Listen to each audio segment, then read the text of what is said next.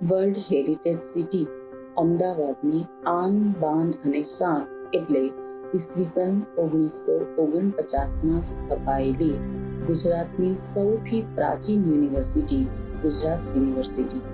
યોગ કર્મસુ કૌશલમ એ ધ્યેય વાક્યને ચરિતાર્થ કરતી આ ગુજરાત યુનિવર્સિટી દ્વારા વિદ્યાર્થીઓના સર્વાંગીણ વિકાસ માટે અનેક સહ અભ્યાસિક પ્રવૃત્તિઓ કરવામાં આવે છે. તેમાંની એક પ્રવૃત્તિ એટલે યુવક મહોત્સવ. ઘટમાં ઘોડા થનગને ને આતમ વિંજે પાંખ, અણદીઠેલી ભૂમ પર યૌવન માંડે આંખ. યુવા વિદ્યાર્થીઓમાં રહેલી વિવિધ કલારૂપી પ્રતિભાને મંચ પૂરું પાડતી પ્રવૃત્તિ એટલે જ યુવક મહોત્સવ. ગુજરાત યુનિવર્સિટી દ્વારા પ્રતિવર્ષ Ellis bridge north zone, Ellis bridge south zone અને અમદાવાદ સિટી ઝોન એમ 3 વિભાગમાં વર્ગીકૃત કરી યુવક મહોત્સવનું આયોજન કરવામાં આવે છે.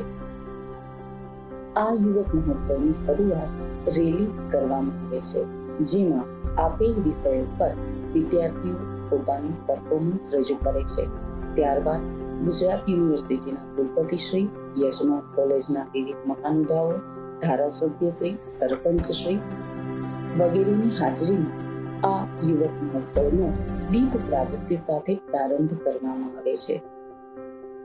આ યુવક મહોત્સવમાં બંને દિવસ music, dance, theatre, literary, fine arts ને લગતી વિવિધ પ્રવૃત્તિઓનું આયોજન કરવામાં આવે છે, જેમાં મ્યુઝિકમાં classical vocal solo, classical instrumental solo percussion, classical instrumental solo non percussion, light vocal Indian, western vocal solo, Indian group song, western group song, folk orchestra, western instrumental solo જેવી પ્રવૃત્તિઓનું આયોજન કરવામાં આવે છે.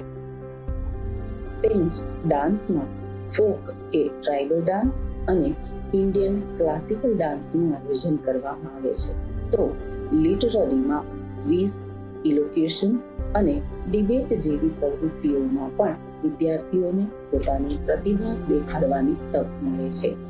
સાથે સાથે જ one act play, skit, mime, mimicry જેવી થિયેટરને લગતી પ્રવૃત્તિઓમાં પણ મોટી સંખ્યામાં વિદ્યાર્થીઓ ભાગ લે છે. તો on the spot painting, collage, poster making, clay modelling, cartooning, rangoli, sport photography, installation, mehndi જેવી ફાઇન આર્ટ્સની પ્રવૃત્તિઓમાં પણ વિદ્યાર્થીઓ હોંશભેર જોડાય છે. સાથે સાથે અમને મજા પડે એવી આ યુથ ફેસ્ટિવલ ડોક્યુમેન્ટરીની પ્રવૃત્તિ તો ખરી જ, અને આ વર્ષથી તો શોર્ટ ફિલ્મ બનાવવાની પ્રવૃત્તિએ જાણે સોનામાં સુગંધ ફેરવી.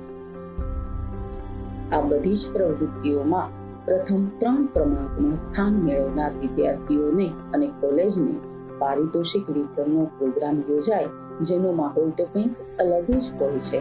અને આ પ્રથમ 3માં સ્થાન પામેલા બધા જ વિદ્યાર્થીઓ માટે ફરી આંતર વિભાગીય યુવક મહોત્સવનું આયોજન થાય. આમ આ યુવક મહોત્સવ ગાન કરનારાઓનો સ્વર છે, તો સંગીત વાદ્યના ઉપાસકોનો નાદ છે, નૃત્યકારોનો એ તાલ છે, તો ચિત્રકારોના 7 રંગ છે, અભિનય કરનારાઓનો એ અભિનય છે, તો સર્જનશીલ કલાકારો માટેનું સર્જન છે. આમ યુવક મહોત્સવ એટલે યુવાનોમાં રહેલી વિવિધ પ્રતિભારૂપી બીજને અંકુરિત કરતી ધારા.